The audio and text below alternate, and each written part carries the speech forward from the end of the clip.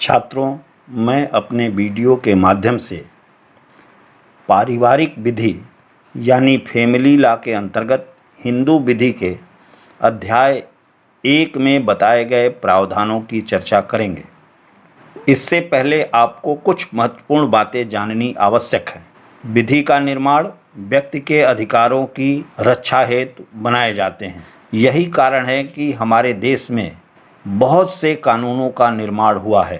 व्यक्ति के इन अधिकारों को समझने के लिए इन्हें कुछ वर्गों में बांटकर समझने का प्रयास करेंगे।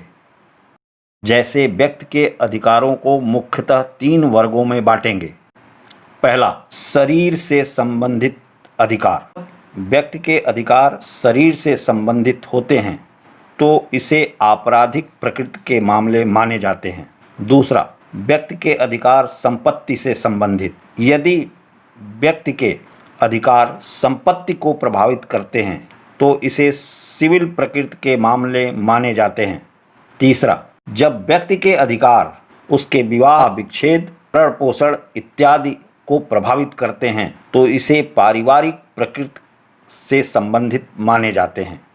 इस प्रकार जब व्यक्ति के अधिकारों को उसका धर्म प्रभावित करता है तो इसका उपचार उस व्यक्ति के ऊपर लागू उसकी धार्मिक विधि द्वारा किया जाता है।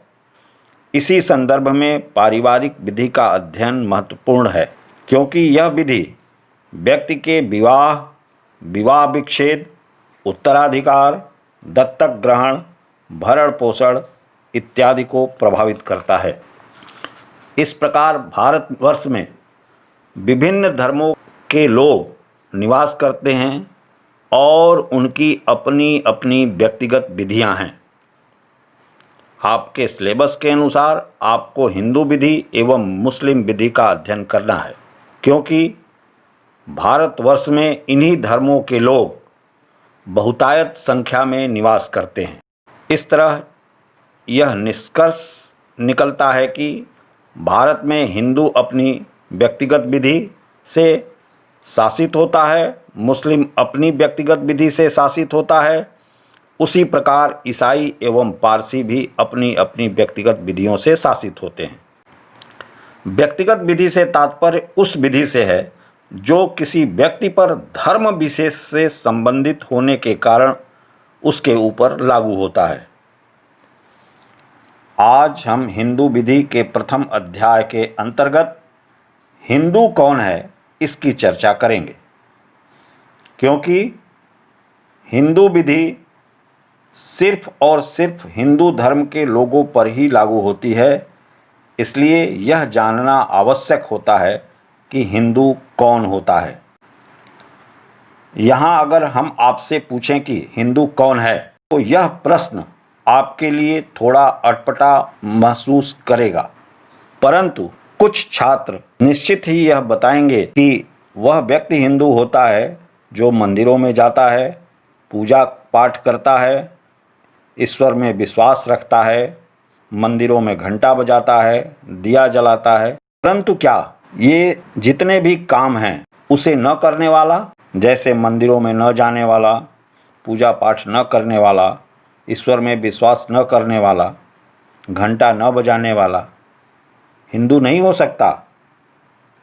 हो सकता है, क्योंकि व्यक्ति आस्तिक भी होता है और व्यक्ति नास्तिक भी होता है। इसीलिए कानून में बताई गई बातों को जानना आवश्यक होता है। कानून में हिंदू होने के 2 आधार बताए गए हैं। पहला, जन्म से हिंदू यानी जन्मजात हिंदू। दूसरा, धर्म परिवर्तन द्वारा हिंदू। पहला, जन्म से हिंदू यानी जन्मजात हिंदू। ऐसी स्थिति में जो हिंदू माता पिता के संतान होते हैं यानी हिंदू माता पिता से जन्म लेते हैं, वे हिंदू माने जाते हैं। यहाँ ध्यान रखा जाना आवश्यक है कि बौद्ध, सिख तथा जैन धर्म के मानने वाले भी हिंदू माने जाते हैं। इस प्रकार वे सभी जन्म से हिंदू हैं जिनके माता पिता दोनों हिंदू हैं या बौद्ध हैं या सिख हैं या जैन हैं या किसी संप्रदाय या पंथ से संबंधित हैं। जो हिंदू धर्म से संबंधित हो। प्रश्न यह उठता है कि माता पिता में से सिर्फ एक के हिंदू होने पर उस संतान की स्थिति क्या होगी। इस संबंध में न्यायालय द्वारा दिए गए निर्णयों को देखना आवश्यक होता है।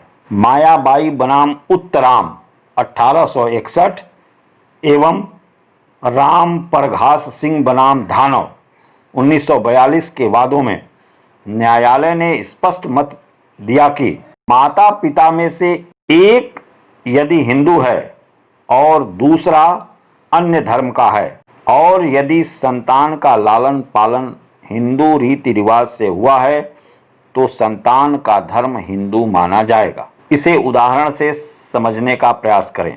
यदि पिता हिंदू धर्म का है और माता मुस्लिम धर्म की है और उसके संतान का लालन पालन दादा दादी के यहाँ हुआ है तो उस संतान का धर्म हिंदू माना जाएगा। दूसरा, धर्म परिवर्तन द्वारा हिंदू। हिंदू होने की दूसरी स्थिति धर्म परिवर्तन भी है। यदि कोई व्यक्ति अपना धर्म परिवर्तन कर हिंदू बन जाएगा तो उसके ऊपर हिंदू विधि लागू होगी। यहाँ यह भी जानना आवश्यक है कि भारत का संविधान धर्म की आज़ादी देता है। प्रत्येक व्यक्ति जो वयस्क है उसे अपने धर्म को चुनने की आज़ादी है। इसी परिप्रेक्ष्य में धर्म परिवर्तन द्वारा भी हिंदू बना जा सकता है। हिंदू धर्म शास्त्रों में हिंदू धर्म स्वीकार करने की कोई निश्चित व्यवस्था या दीक्षा करने की कोई व्यवस्था नहीं बताई गई है, परंतु कुसुम बनाम सत्या 1930 के वाद में कलकत्ता उच्च न्यायालय ने कहा कि धार्मिक अनुष्ठान कर हिंदू धर्म ग्रहण किया जा सकता है।